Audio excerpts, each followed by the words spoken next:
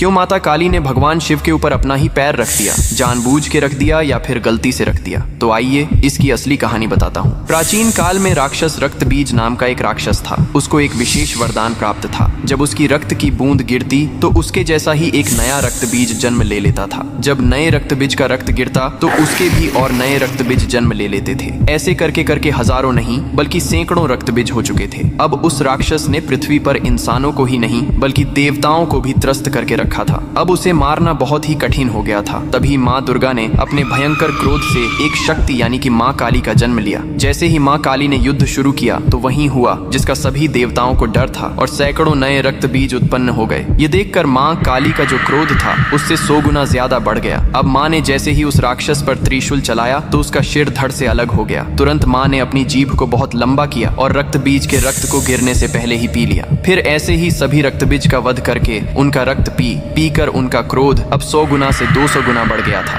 धरती कांपने लगी थी, समुद्र मथने लगे थे, देवता भयभीत होकर इधर उधर भागने लगे थे। तब देवताओं ने भगवान शिव से प्रार्थना की, हे महादेव, आप ही माता काली के संताप को शांत कर सकते हैं। शिव ने देवताओं की पुकार सुनी और माँ काली के सामने युद्ध भूमि में पहुंच गए। लेकिन माँ अपने तांडव में इतनी लीन थीं कि उन्होंने शिव को भी नहीं देखा। तभी भगवान शिव ने स्वयं माता के चरणों में लेट गए। जैसे ही माँ काली का पैर अनजाने में शिव के सीने पर पड़ा, तुरंत उनका क्रोध शांत हो गया। उन्होंने नीचे देखा तो अपने प्रिय पति शिव थे। यह देखकर उनकी जीभ शर्मिंदगी से बाहर निकल आई। इसके बाद शिव ने मुस्कुराते हुए कहा, हे माँ, तुम्हारा यह रूप सृष्टि के संतुलन के लिए था, लेकिन यह रूप अब धरती पर बहुत धाम से पूजा जाएगा। यही कारण है कि तस्वीर में और मूर्तियों में माँ काली को शिवजी पर खड़े हुए दिखाया जाता है, जो बहुत ही शुभ माना जाता है।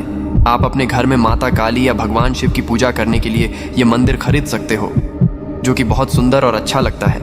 यहाँ टाइप करके आज ही अपने घर मंगाए।